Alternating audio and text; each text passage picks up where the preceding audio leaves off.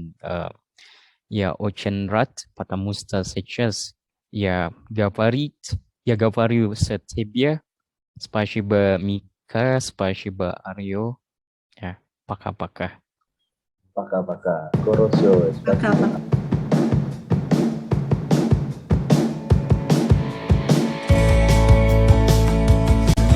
Yuk, halo, selamat malam. Wah, jumpa lagi untuk kita ngobrol untuk acara kelas tab ini. Nah, kebetulan kita kedatangan tamu teman lah ya, teman saya gitu kan. Kebetulan hari ini sampai seterusnya beliau lagi di suatu tempat di luar Indonesia, sebut saja di Rusia, di kota Moskow. Nah, di sini ada teman kita, Bang Muhammad Indriwanov. Nanti kita akan ngobrol-ngobrol, akan tanya jawab tentang seputar dunia pendidikan ataupun apa sih budaya yang sekarang lagi mungkin yang tren di Moskow gitu kan, atau di Rusia gitu kan, ataupun bagaimana kita sebagai orang yang ingin belajar ke luar negeri, kiat-kiatnya itu seperti apa. Nah, di sini ada saya dipandu oleh rekan saya, Mbak Mikaela gitu kan, sama Mas Firman juga. Nah, mungkin untuk untuk awal saya boleh sapa dulu ya untuk Bang Indre. Gitu. Halo Bang Indre, apa kabar Bang? Halo, Bang Aryo. Alhamdulillah baik. Bang Aryo, apa kabar? Alhamdulillah baik, sehat selalu. Lagi sibuk apa nih Bang Indre? Ini lagi baru selesai kuliah di sini jam 30 menit yang lalu. Nah, karena acara ini saya langsung ke asrama supaya bisa langsung ngobrol sama Bang Aryo nih. Siap, terima kasih kalau gitu ya. Oke, jadi aktivitasnya sekarang selain kuliah apa aja tuh Bang Indre? Ya, aktivitas saya selain bantu pemasaran khususnya di Kampung Kors, CV Kampung Kors Indonesia. Sekarang saya lagi aktif juga di beberapa komunitas-komunitas yang ada di kampus. Karena ya mulai 2022 ya udah mulai fokus kuliah ya, kuliah sambil kerjain tugas kuliah. Jadi tugasnya banyak, ya apalagi S2 di situ. Tugasnya ini yang buat pusing. Tapi serunya di situ juga karena udah lama kita nggak main akademikan ya. Kita udah lama di dunia pekerjaan dan sebagainya. Terus sekarang mulai dari awal lagi, dari nol lagi di situ. Ngasah kepala. Ngasah kepala lagi ya, kosongin gelas lagi ya, sebenarnya ya gitu ya. Oke, menarik sekali ya. Oke. Ini ada mungkin kita coba ngobrol santai aja ya. Nah, ini kan Rusia ya, lagi hangat-hangatnya ya di perbincangan. Nah, kenapa sih Bang Indre nih? Jadi kan baru banget nih ya, baru ya sekitar 2 bulanan, 3 bulan. Kenapa sih pilih ngambil beasiswa ke negara di Rusia gitu kan? Ya. Ini pilihannya kenapa itu kan? Ya, sebenarnya simple sebenarnya sama kayak halnya orang milih kenapa Amerika di situ. Ya, saya milih lebih ngarah ke Rusia. Karena mungkin kalau di Indonesia sesuatu yang berbau seperti Amerika, Inggris dan sebagainya udah biasa lah ya. Udah banyak lah di situ. Apalagi kita ngarah ke startup dan sebagainya kebanyakan related tuh Amerika ya, Silicon Valley dan sebagainya dari beberapa acara-acara yang kita ikutin sebelumnya ketika saya pribadi pengalaman kayak di Waisili dan sebagainya. Nah, ada beberapa sisi yang saya nggak tahu nih di beberapa belahan dunia. Salah satunya adalah Rusia di situ. Saya tahu Rusia negara yang teknologikalnya keren banget, tapi saya belum tahu secara utuh bagaimana Rusia itu bisa berdiri sendiri tanpa ada tompangan dari negara-negara lain. Makanya mereka berani Rusia di situ nggak kayak negara lain. Di ultimatum dikit langsung langsung ampun gitu kan. Kalau Rusia dia ultimatum tambah ngebales dia kan, tambah ngelawan dia di situ. Nah, karena apa? Karena mereka bisa berdiri di kaki mereka sendiri di situ. Nah, itu yang buat saya penasaran sebenarnya. Kenapa Rusia bisa independen seperti ini? Apakah teknologinya bagus? Apakah sistem birokrasi di negaranya bagus dan sebagainya? Nah, mungkin itu trigger awal kenapa saya pengen belajar di Rusia. Dan yang kedua, mungkin bahasa, Bang ya. Ya mungkin kalau orang bisa bahasa Inggris udah biasa lah kan di Indonesia di situ. Nah dan saya pribadi sebagai orang yang pengen belajar, saya pengen nyari value preposition saya juga nih. Selain saya bisa bahasa Inggris, saya juga pengen bisa bahasa lain. Salah satu contohnya yaitu bahasa Rusia. Karena di kampus saya ini kita nggak pakai bahasa Inggris, kita pakai 100% Rusia di situ. Ya sebenarnya sulit, tapi ya itu proses buat belajarnya di situ. Nah itu alasannya kenapa saya milih Rusia, Bang Aryo. Oke, ya memang Rusia unik ya dari sisi culture-nya ataupun kebudayaannya. Sempet nggak sih Bang Indri culture shock gitu kan pertama kali masuk nih dengan lingkungan di Rusia gitu kan adaptasinya itu gimana? Ya pasti. Kalau Hmm. shocknya luar biasa nih kayak orang di kiri kanan saya ini nih. Dia ini coder semua nih. Nah, Oh, jadi related sama kampus saya terkenal di bidang teknologinya. Karena saya ambil kampus di Moscow State University of Technology, di situ masuk five the best kampus teknologi di Rusia based on Forbes. Nah, itu alasannya kenapa saya ngambil kampus itu. Jadi ketika bilang culture shock, saya suka nih orang nih depan laptop terus. Kalau santainya atau apa ya, santainya mereka di situ bukan kayak kita nongkrong dan sebagainya. Santainya mereka itu kayak nge-challenging diri mereka di situ. Kayak contohnya nih, mereka main Photoshop. Mereka ngeliat nih apa yang nggak bisa mereka buat. Nah, mereka coba buat di situ. Di situ yang saya belajar. Di situ saya culture shocknya lumayan kerasa di situ. Pola mereka belajar itu berbeda. Itu yang pertama. Terus yang kedua, the way of communication di situ. Jadi condong kalau orang di sini lebih dingin di situ, dalam arti bukan cuaca ya, tapi gaya komunikasinya kalau nggak ada perlu ya seadanya aja di situ.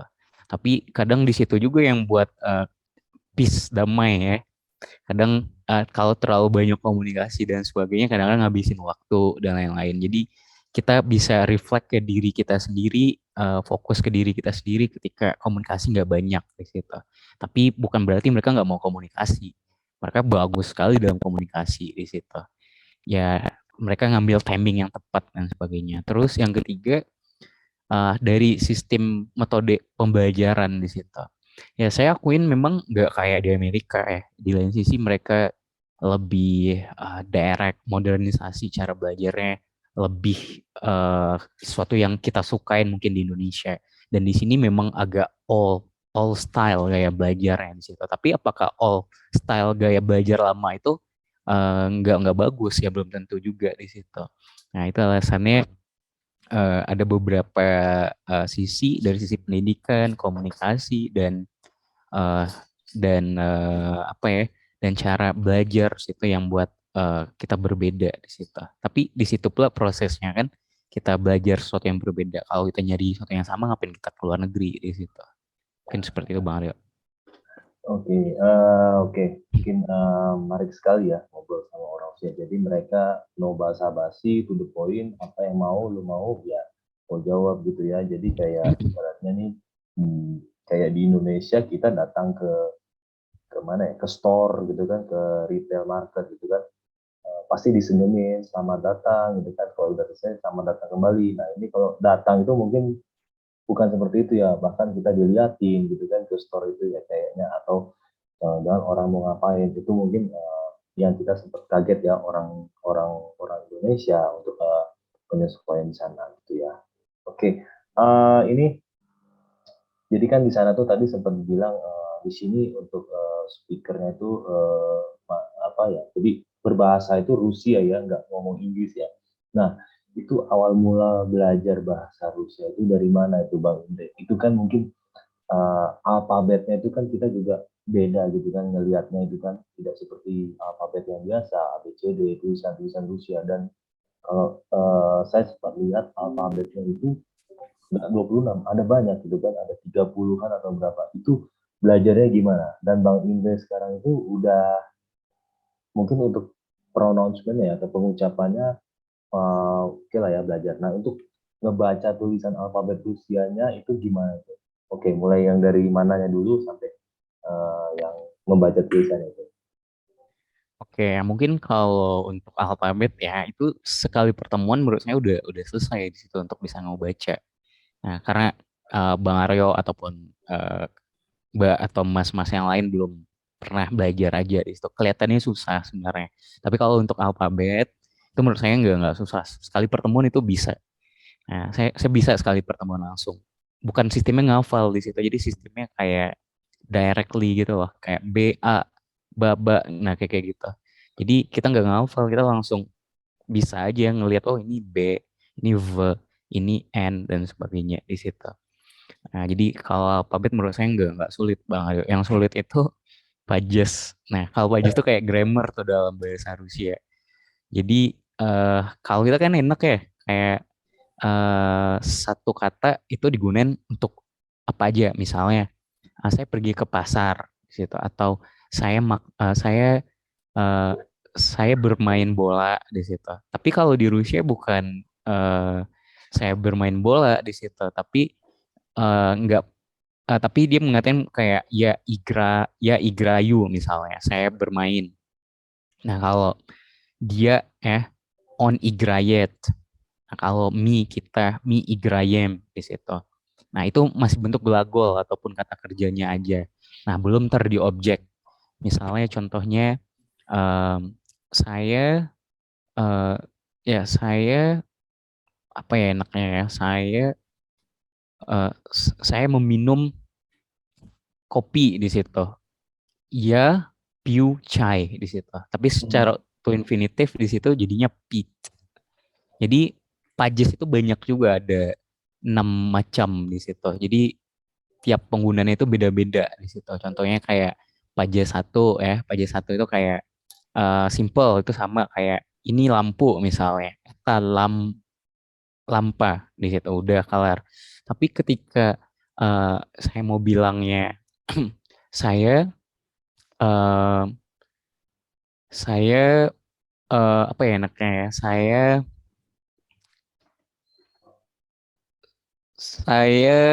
eh Saya minum misalnya. Saya nah, saya minum ya piu chai tadi kan, atau nah saya minum kopi, susu ya, susu kopi ya. ya piu maloko di situ. Jadi malokonya itu bisa berbeda entar tiba-tiba di situ bukan maloko lagi ketika posisinya itu berbeda pajas di situ. Nah, itu yang buat susah sebenarnya.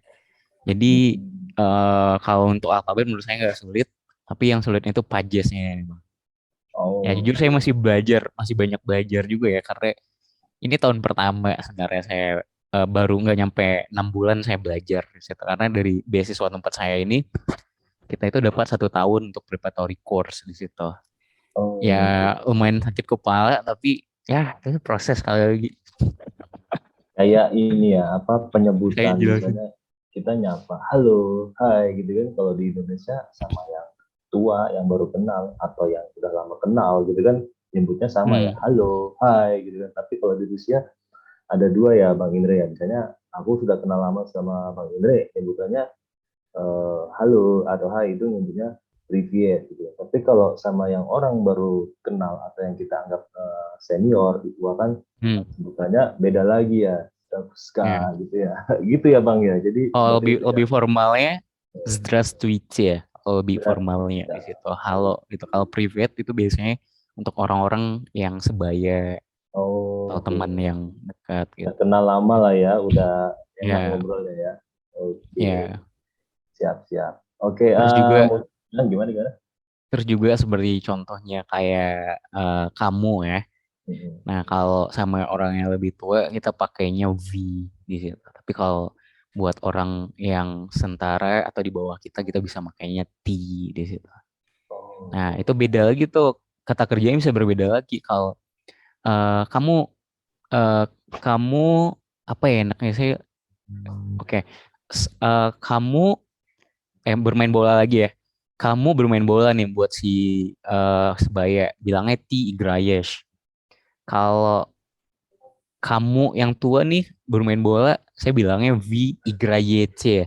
Jadi berbeda di situ, Bang. Jadi ketika kita pakai T Igrayesh ke yang lebih tua ya kena kena marah kita situ, kena nggak sopan. Diceramahin lah ya ibaratnya ya. Kayak Iya. kita ngomong Tapi sama nenek kita ya, gitu. iya, Kayak gitu. tapi sebaliknya mereka juga bingung Bang. Karena Hmm. gini, contohnya nih mereka nih, beberapa hari yang lalu mereka nanya ke saya, bro kan kalau kamu ke yang lebih tua, bahasa Inggrisnya gimana bro? Kan? Masa pakai you juga? Nah mereka mikirnya ada perbedaan kan T sama V tadi. Nah mereka juga bingung di situ, kenapa you aja di situ? Ya tergantung, sebenarnya kan tergantung manner juga ya, kayak Pak, Pak, kamu bisa pergi kan, Sir, you can go di situ. Nggak bisa you can go aja. Tapi kalau orang Barat nganggapnya biasa aja you can go gitu kan. Nah tapi mereka bingung tuh untuk yang lebih tua nggak lebih tua di situ. Karena sama-sama subjeknya you di situ. Oke, menarik sekali ya kita dapat insight, beberapa insight dari Bang Indra ini, eh, yang secara ke ngomongnya itu logatnya itu bagus banget loh, saya lihat tuh, saya dengerin tuh. Oke, mungkin dari teman saya, rekan saya ada yang mau bertanya, mungkin Mbak Mika silakan bertanya gantian. Oke, buat Bang Indre nih, tadi kan ada nih yang dibahas mengenai kehidupan di Rusia, kayak mereka sendiri secara personality seperti orang cold atau Hmm. dan lainnya. Boleh mungkin eh, gimana sih eh, sejauh ini Bang Indre berinteraksi dengan penduduk di Rusia gitu, baik Hmm. dari demografinya, perilakunya, Ya, budayanya, makanannya, toleransinya, mungkin seperti itu. ya. Yang pertama kalau bicara toleransi, ya hampir sama kayak Indonesia ya. Mereka kaya dengan budaya di situ. Ras mereka banyak macam-macamnya. Ada Tatars, ada Ukraina ya. Makanya mereka satu rumpun tuh kalau perang sama Ukraina, mereka satu rumpun sama orang Ukraina. Rasnya hampir ya ada di Rusia di situ, Armenia. Terus, nah tapi yang mendominasi ya ras dari Rusia di situ dan agama pun juga banyak di situ dan mereka respect dengan hal itu. Contohnya agama paling besar di sini mayoritas ada Kristen, Ortodoks ya. Terus dan juga ada Protestan dan sebagainya. Yang nomor dua paling banyak yaitu Muslim di situ. Apalagi di daerah Kazan. Kazan tuh mayoritas Muslim semua tuh. Jadi kayak Indonesia banget. Kita dengar suara azan speaker dan sebagainya. Tapi kalau di Moskow eh, kita jarang dengerin ya karena masjid ada dua di sini. Nah terus masalah komunikasi ya tadi ya. Mereka ya jujur yang saya rasakan juga nggak cuman di, menurut saya juga nggak di Rusia, di belahan berapa negara pun kecuali Indonesia, mereka lebih respect sama orang yang menggunakan bahasa mereka di situ. Kalau Indonesia kan bule datang kan kita ramah banget tuh, Mister Mister gitu ya. Tapi kalau di sini bule datang ya kalau gua nggak paham ya udah dibodo amatin gitu. Nah itu yang saya rasain ketika saya ke rumah sakit ya, awal-awal nyampe ya tau lah bahasa Rusianya gimana kan, nggak bisa ngapa-ngapain kayak orang gila saya pakai bahasa tubuh dan lain-lain gitu. Dan di kampus saya nggak ada orang Indo, nggak ada yang nemenin, ya udah sendiri aja tuh. Nah yang parah waktu itu di kantor polisi, jadi bukan kantor, iya kantor polisi sih. Kita bilangnya Pasalsvo ya, jadi Pasalsvo itu juga ada kantor polisinya, terus juga ada kayak imigrasinya langsung di dalam. Jadi saya kan nggak bisa bahasa Rusia tuh ketika jelasin untuk perpanjangan visa. Saya ngeliatinnya pakai HP aja tuh, pakai Yandex ya, translate Rusia. Nah hebatnya Rusia itu semua dari aplikasi, mayoritas dia semua yang punya, nggak pakai pakai Amerika di situ. Nah terus ketika saya nggak bisa, saya ditolak. Nah di situ sedihnya di situ ditolak, nggak boleh katanya. Next katanya. Padahal kita udah ngantri panjang loh ya. Terus dibilangin next karena apa? Saya nggak bisa bahasa Rusia pada saat itu. Nah sedihnya di situ, di situ. Mereka nggak open sama orang-orang yang mungkin nggak tahu ya, open nggak open atau gimana, atau memang polisinya nggak mau ribet dan juga dia juga nggak paham. Ya, tapi ketika saya, kalau mereka pengen memahami juga, ketika saya ngasih HP mereka mau dong harusnya, tapi karena saya nggak bisa bahasa Rusia saya malah ditolak. Malah dia bilang, panggil temenmu katanya yang bisa bahasa Rusia atau panggil gurumu di situ. Nah itu yang buat saya kecewa pada saat itu. Terus yang kedua mengenai apa ya, antri. budaya antri di Rusia ini barbar loh menurut saya. Nggak tahu juga ya, mungkin karena mungkin saya orang asing, saya nggak bisa bahasa Rusia, jadi saya nggak bisa jelasin. Jadi ketika saya ngantri nih, nah, nunggu di sini, nanti ada yang motong, mau marah bahasa Rusia nggak bisa, gitu kan? Gimana yang jelasinnya di situ? Ya udah deh, logo aja gitu. Nggak enak juga ntar berantem dan sebagainya kita yang kena di situ. Nah, jadi budaya antrinya agak agak barbar di situ menurut saya. Itu sih yang saya rasa culture shocknya itu selain ada positifnya tadi dan negatifnya juga ada juga di situ. Mungkin kayak gitu Mbak Mbak Mika. Ini saya pribadi ya, saya nggak ngegeneralisasi, tapi apa yang saya rasakan dan apa yang saya lihat gitu.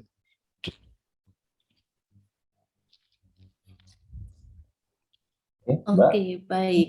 Tetapi sisi positifnya juga kemungkinan banyak kan ya, Mas Indre, Ya Bang banyak Indre banyak ya. ya Hmm, banyak ya, positifnya ya kayak kayak tadi pola belajar, terus juga teknologinya memang ya walaupun dari segi bangunan ya mereka nggak secanggih kayak di Eropa bagian barat, tapi untuk segi ya contohnya kayak finance contohnya nih, dari awal saya nyampe di sini saya nggak pernah transaksi pakai uang di situ, kita nggak jarang megang uang di situ. Terus ya di kelasnya juga menurut saya lumayan nyaman di situ, kayak mereka nyediain apa aja buat mahasiswa. Tapi yang sulitnya nggak kayak di Indonesia nih, kalau di kampus itu memang dijaga ketat, jadi nggak bisa semua orang bisa masuk di situ. Jadi memang orang yang punya apa ya, orang yang punya kartu mahasiswa aja yang bisa masuk. Jadi kalau di Indonesia kan bisa aja ya, siapa aja bisa masuk kayak foto-foto di dalam dan sebagainya. Nah, tapi kalau di kampus di Rusia, di situ kita harus punya propus. Propus itu kayak ID card kampus kita yang buat kita bisa masuk ke dalam di situ. oke. Oke. Mungkin nih tadi Bang Indre ada menyebutkan mengenai pembayarannya sudah tidak manual ya. Mungkin Ya, dari Mas Aryo ada yang ingin ditanyakan. Mas Aryo kan kebetulan orang finance. Oke, ya nggak apa-apa. Eh, bicara pembayarannya ya, kita mungkin agak sedikit jam dulu ya dari tadi kan bicara tentang culture, demografi, ataupun tentang penyesuaiannya ya, adaptasinya di sana. Nah, sekarang kan mungkin lagi apa ya, berbincang-bincang tentang di era digital ya sekarang ini kan, mungkin di apa tuh di Rusia saat ini kan mungkin perkembangannya untuk atau antusiasmenya ya anak-anak mudanya ya, atau mungkin ya udah muda mengarah ke masa matang, itu bagaimana sih mereka untuk perkembangan industri digital kreatif di sana gitu kan, itu gimana bang? ya, Se-hype Indonesia nggak mungkin kan, Indonesia orang tahu ya, Gojek, tahu apa Traveloka dan lain, nah ini di Rusia itu gimana? ya, Indonesia hype ya, tapi mayoritas sekedar pengguna di situ dan mayoritas equity. Kalau saya bilang kayak Gojek itu bukan punya Indonesia lagi menurut saya, Traveloka itu bukan punya Indonesia lagi karena cuma 6% ya kabarnya Nadiem punya Gojek. Selebihnya ada Sequoia, ada Google dan sebagainya, ada dan lain-lain di situ. Tapi yang hebatnya Rusia di situ mayoritas mereka bootstrap, kalau nggak bootstrap, kalau nggak investor dalam negeri di situ.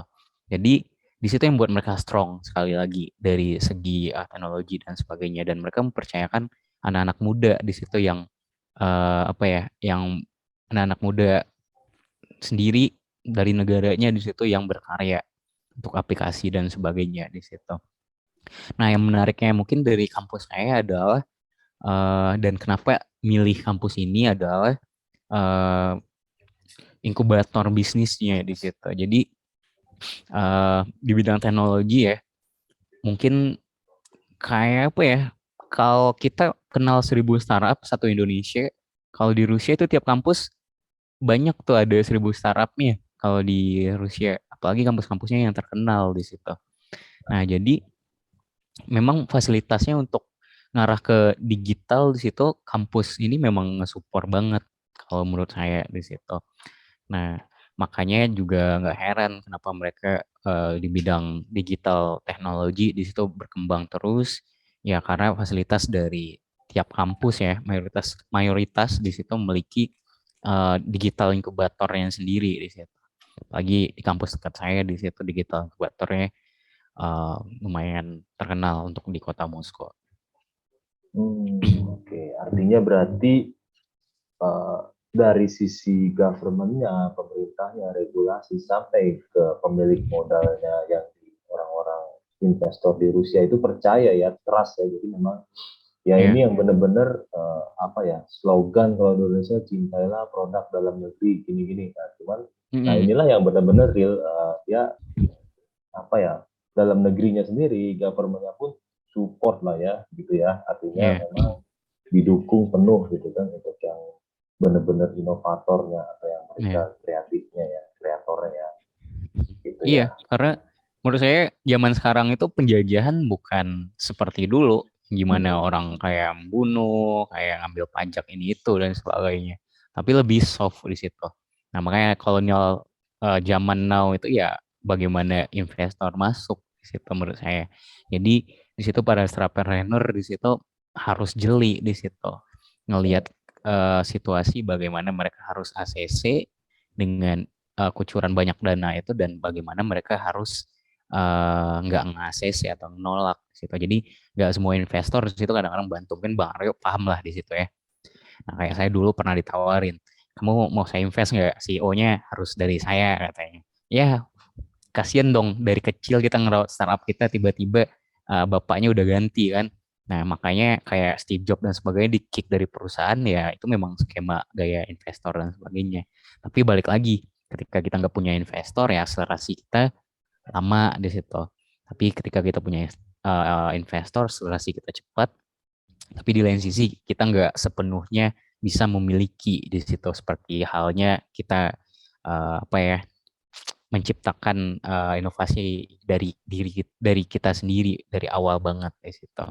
Nah, itu yang buat saya itu seneng di sini gitu. Bukan seneng ya, ibaratnya iri ngelihat mereka di situ. Bagaimana mereka secara independen di situ bisa sendiri. Kayak contohnya kayak sekarang nih di embargo sama Amerika, ya apa nggak ada apanya gitu loh. Nggak ada malah malah dolar kan yang turun jadinya. Kalau Indonesia kan nggak bisa gitu, kita di embargo benar-benar mati total kita kalau Amerika udah embargo. Di sini embargo malah mereka makin kuat menurut saya di situ. Malah terakhir pidatonya Putin nganggap semuanya apa ya ini turn back kita untuk bisa tambah maju lagi di situ. Jadi bukan tambah mundur, tambah maju lagi di situ. Nah, itu sih yang buat saya kagum dengan negara ini di situ. Di tengah dia udah kehilangan apa ya uh, kepedean mereka ya, gimana dulu Uni Soviet kan lebih kuat lagi kan, besar, kuat dan sebagainya. Terus dihancurin dikit demi dikit, pisah berapa negara pisah dan sebagainya. Nah, tapi dari hilangnya PD itu mereka bisa bangkit di situ. Dari negara besar sampai negaranya udah dipisah satu persatu, tapi mereka masih tetap maju. Menurut saya itu luar biasa kalau menurut saya. Oke, memang Rusia itu super power ya Bang Indra ya. Jadi Iya, benar-benar multi culture, multi ras ya, terbukti dari ada dari Baltik, Eropa Timur, terus dari Trans Kaukasia ya sebutannya ya, terus ada yang hmm, namanya di Asia Tengah gitu kan, yang belakangnya Tan gitu kan. ya, Nah, itu oke, Tatarstan. Ah, Kazakhstan, Tatarstan dan lain-lain ya. ya. Nah, untuk Tatarstan itu sukunya. oh Nah, kalau sukunya Kazakhstan negara ya. ya terus dan Kazan an di belakang itu baru daerah-daerah mereka itu. Oh, nice, nice. Memang menarik sekali ya belajar tentang ini. Oke, tadi kita apa ngomongin ke industri digital ya. Nah, tadi kan Bang Indre bilang, oh gua nih udah jarang nih keluarin duit, pakai bayar cash gitu kan. Nah, ini isu yang beredar ini kan mungkin ya apa ya, kita bicara tentang orang banyak bukan cuma di Rusia ya, bahkan mungkin di Indonesia atau seluruh dunia. Sekarang kan mungkin orang ngomong Web3 ya, Web3 itu kan identik dengan apa ya, aset kripto dan lain-lain. Nah itu tadi kan sempat di sana. Mungkin di sana, apakah di sana orang-orang itu udah mulai melek, terbuka? Ya kalau kita mungkin bukan bicara tentang pembayaran, apakah di sana mereka udah mulai apa ya, menyesuaikan ke arah sana itu bang? Lebih maju dari Indonesia atau bagaimana? Saya rasa mungkin lebih maju ya, lebih terbuka ya. Itu gimana bang? Sedikit aja sih, nggak usah terlalu banyak. Ya, kalau masalah trading gitu ya, kayak pakai Mhm. kripto dan sebagainya, ya mungkin saya belum riset lebih jauh nih teman-teman Ya. di sini main atau enggak. Tapi sampai saat ini saya belum ketemu nih ibaratnya rombongan atau teman-teman yang suka bermain trading seperti itu, teman-teman dari Rusia khususnya ya. Nah, tapi orang Indonesia nih sekarang yang mulai suka main trading. Karena apa? Karena kan kita kesulitan nih dapat kiriman ya. Oke. Jadi ya for information Mas Mbak semuanya ya karena Rusia di apa dapat sanksi, jadi kita nggak bisa pakai visa ya visa dalam arti untuk ngirim uang ya dari Indonesia kita nggak bisa pakai Mastercard ya produk-produknya Amerika itu kita nggak bisa. Jadi sedihnya masyarakat Indonesia yang ada di sini mereka nggak bisa ngirim dan dikirim uang dari Indonesia di situ dan ke Indonesia. Nah, solusinya pada saat ini adalah eh, kita apa? Kita menggunakan salah satu akun ya kripto lah gitu atau aplikasi kripto di situ untuk ngirim dan apa ya ngirim dan ngambil uang di situ. Nah, atau yang kedua kita bisa pakai Union Pay ya. Ya Oh, Union Pay yang punya produknya Cina nggak salah ya Union Pay China ya. ya China di situ. Nah jadi kita bisa pakai dua itu. Tapi kan Bank Indonesia kayak BNI nggak ada kerjasama sama Union Pay. Yang kerjasama kan kayak Sinarmas. Nah itu kalau kita ada Sinar apa kartu Sinarmas di situ baru bisa kita narik di situ. Nah Nah, jadi terkait dengan situasi itu ya anak-anak Indonesia sekarang nih berbondong-bondong nih ngedownload salah satu aplikasi untuk bermain kripto di situ. Salah satunya saya di situ. Jujur sebelum tragedi ini atau Visa dan Mastercard ini di ban, saya nggak pernah main trading satupun. Karena saya fokusnya ke bisnis fisik langsung di situ. Nah, tapi gara-gara ini ngelihat sedikit-sedikit nih gimana sih mainnya di situ. Yang walau menurut saya apa ya mungkin Bang Aryo mungkin lebih jago lah masalah itu.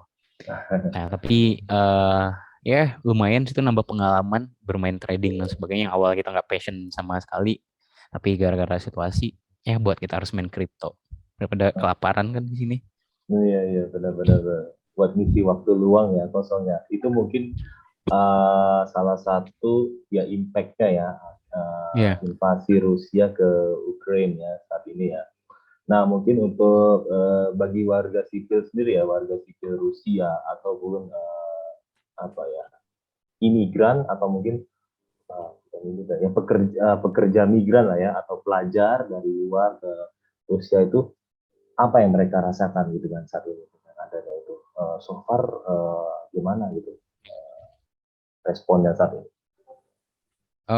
Ya for information juga di Rusia ini negaranya sangat baik lah menurut saya di situ.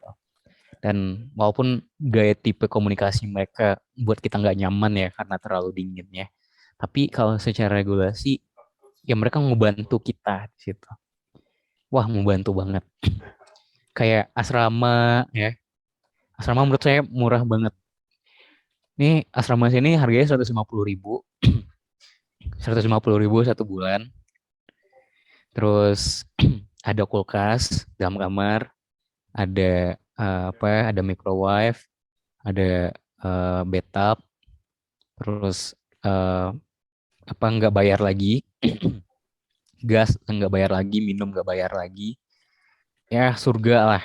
Apalagi di kampus satu lagi ada kampus RUDN tuh surganya Inasrani atau International Student di situ. Nah, yang hebatnya dari Rusia ini gaji gede, UMR besar, tapi biaya hidup kecil. Ya berapa prosporusnya ya atau berapa sejahteranya lah masyarakat mereka. UMR 10 juta, biaya hidup cuma 2 juta. 2 juta itu udah nyaman gitu itu hidup, udah makan daging kita tiap hari itu 2 juta. Nah, Wah, UMR mereka 10 juta. Dan saya sebagai mahasiswa di situ juga pernah dapat pengalaman ya sebagai pekerja. Ya bisa dikatakan ilegal lah ya, dalam arti ya baru berapa bulan di situ kerja, tapi kita udah digaji. Gaji saya itu sekitar 3,5 juta di situ. hmm, Kenapa saya dapat gaji cuma 3,5 juta? Ya karena saya belum punya apa eh syarat untuk bisa bekerja di situ, tapi nyuri-nyuri lah ya. Nah, itu pekerja ilegal aja tuh 3,5 juta. Bayangin tuh. Itu udah ditekan habis kita tuh, udah dibilang tuh pelit tuh bosnya tuh 3,5 juta. Tapi ya biaya hidup 2 juta, saya masih bisa saving 1,5 juta. Nah, gimana ketika saya udah 1 tahun di sini? Ketika saya udah 1 tahun dari kampus di situ membantu untuk bisa ngeluarin visa kerja. Nah, ya udah bisa 10 tuh kan gajinya kalau situasi kayak gitu. Jadi untuk berkarir di Rusia itu menurut saya bisa banget di situ. Jadi ketika eh, ketika pada saat ini ya kampus-kampus di Rusia di situ di ban sama QS World Ranking, ya itulah jahatnya negara sebelah ya. Kenapa mereka sampai nyerang atau menjatuhkan kita nih sebagai yang belajar, bukan terlibat dalam masalah politik dan sebagainya, tapi karena bencinya mereka, jahatnya mereka, mereka nggak bisa nerima ijazah kita. Jadi kalau saya lulus nih, saya nggak bisa, ijazah saya nggak diterima ketika saya mau lanjut S3 di Amerika, saya nggak bisa lanjut studi di Inggris, ijazah S2 saya nggak diterima sama mereka. Ya sejahat itulah mereka menurut saya di situ. Nah, tapi di lain sisi ya itu juga menjadi cambukan juga buat buat saya di situ. Ya, saya nggak mikir harus berkarir di negara sebelah di lain sisi. Ketika di sini saya bisa sejahtera di situ. Jadi sipil di situ memang terbantu menurut saya bagaimana mereka bilang negara Rusia kayak gini, negara Rusia kayak gitu dari media macam-macam yang saya nggak bisa nyebutin satu persatu ya, yang mojokin dan sebagainya. Tapi mereka nggak tahu berapa sejahteranya masyarakatnya di sini, berapa terbantunya masyarakat di sini, berapa banyak gratis di situ yang diberikan oleh mahasiswa-mahasiswanya. Makanya kalau menurut saya Mas atau Mbak semua nih, saya bukan masuk mempromosikan ya, tapi saya ngelihat dari dua sides di situ. Ya bagaimana mereka saling menjatuhkan dan sebagainya di situ. Tapi yang saya rasakan di sini situasinya berbeda dengan apa yang berita yang saya baca di Indonesia.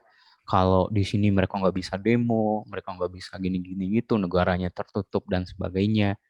Ya negaranya tertutup karena mereka nggak bisa diikut campurin sama negara sebelah di situ atau blok sebelah. Nah itu yang buat mereka eh, itu yang buat mereka nganggap ya negara Rusia ini tertutup di situ. Nah, makanya mungkin Bang Satrio kalau ada waktu main-main lah di sini. Ya, oh, berapa sejahteranya lah kita orang-orang apa ya, masyarakat asing ketika belajar dan mungkin iya. berkarir di sini. Oke, ya mungkin nanti ya kita tunggu lihat waktunya, mungkin siapa tahu cocok ya. Kalau ada kesempatan dan ada peluang ke sana. Gitu. Ngomong-ngomong nih Bang Indri udah bahasa Rusianya oke lah ya. Berarti udah bisa dong kenalan sama cewek-cewek Rusia di sana. eh Ya mungkin kalau buat Hmm. sehari-hari mungkin udah bisa ya. Oke. Tapi ya jujur ya mungkin 1 tahun mungkin Mas Mbak Eh, udah bisa bayangin lah baru 1 tahun belajar ya semana hmm. lah. Kita belajar bahasa Inggris sudah bertahun-tahun kan, kadang masih ayo-ayo juga kan. Iya, iya betul. Nah, saya ini masih belajar masih 1 tahun. Gitu. Mungkin untuk memahami, mungkin Hmm. paham, dan untuk ngomong mungkin bisa, tapi dalam lingkup kehidupan sehari-hari di situ. Nah, kalau udah ngarah ke diskusi bisnis, udah ngarah ke diskusi politik dan sebagainya itu, saya masih agak gagu lah untuk bahasa Rusianya di situ. Ibaratnya ngomong yang formal lah ya, secara formal. Cuman kalau untuk yang udah ngobrol slanky atau lebih fancy, nah itu mungkin setahun kemudian itu mungkin baru bisa menyesuaikan ya. Jadi Ya perlu benar. proses lah ya gitu kan. Ya. Oke Ya ya mungkin mungkin ya gimana? nyari nyari pasangan hidup Rusia mungkin buat saya bisa bahasa Rusia ya boleh, mungkin bisa Ah, salah satu cara mungkin supaya jago bisa. bahasa Rusia. Iya iya banyak kok di Indonesia yang saya lihat di YouTuber itu ngeliat apa mereka bisa kenalan dengan Rusia akhirnya dia berjodoh. Nah mungkin itu ya. Jadi kalau misalnya di lain kesempatan nih kita coba kolaps lagi ya sama Bang Indre, at least ngomongin tentang bahasa Rusia atau bikin konten yang bahasa Rusia, mungkin boleh ya Bang Indre ya. Oh ya, Di ya, kesempatan insya Allah. Oke, mungkin sebelum ditutup, Mbak Mikaela ada any question lagi Mbak? Ada pertanyaan lagi? Halo? Oke, mungkin sebelum ditutup, saya penasaran nih dengan Bang Indra ini. Iya, jelaskah? Oke, Oh ya. iya, ya jelas. Mas Ariel, jelaskah suara saya? Jelas. Iya, jelas ya Bang Indra ya. Jadi dari akumulasi yang tadi pembicaraan dari Mas Aryo sama Bang Indra dan yang saya tanya stay di Rusia atau mencari pasangan hidup di Rusia, boleh nggak diakumulasikan gimana sih so far hidup di Rusia selama ini gitu sebagai penutup? Ya, Mm-mm. so far saya beruntung ya dalam arti dengan situasi mungkin situasi situasi yang apa ya Ukraina Rusia ada untungnya juga. Pertama rubel turun ya. Pas awal-awal tuh invasi tuh rubel tuh anjlok benar anjlok banget tuh pada awal-awal invasi. Ya karena anjlok itu saya tukarin tuh semua semua rupiah saya. Kan saya tukarin tuh semua rupiah saya. Nah, itu buat saya untung ada tabungan tuh. Nah, tapi sekarang rubel udah kuat lagi. Nah, jadi secara akumulasi situasi yang ada pada saat ini ya menurut saya ada untung ruginya eh, dan saya benar-benar nyaman ya hidup di Rusia. Kalau bicara tentang pasangan hidup ya mungkin saya pengen nyarinya di Indonesia aja. Mungkin di sini mungkin tempat berkarir, tempat belajar dan sebagainya. Tapi kalau untuk nemenin hidup ya kayaknya kita lebih cocok sama orang-orang yang lebih dekat sama kita ya di situ. Ya mungkin buat nyari teman, nyari pacar boleh, tapi kalau untuk jadi pasangan hidup mungkin ya Indonesia aja lah. Iya, selera Nusantara ya Bang Indre ya. Nusantara ya. Oke, mungkin Mbak Mika ada pertanyaan lagi yang ini, jadi nanti mungkin sebelum ditutup. Oke, mungkin sebagai penutup ya Mas Aryo, boleh nggak kita minta Bang Indra untuk ngomong sepatah dua patah kata dalam bahasa Rusia? Mungkin penutup atau apa gitu? Окей, здравствуйте. Меня зовут Индре. Я очень, я очень рад, потому что сейчас я говорю с тебе. Спасибо, Мика, спасибо, Арьо. Ya, пока-пока. Paka-paka, korosho, spasibo. Pakar. Oke, terima kasih Bang Indre. Nah, oke, teman-teman, mungkin kalau pengen tahu apa lebih jelasnya, nanti kita bisa ngobrol untuk di lain kesempatan atau kita bisa collab. Jangan lupa untuk teman-teman pengen tahu aplikasinya, tinggal lihat videonya Kelas Hub Indonesia atau langsung ke Play Store-nya podcast.com.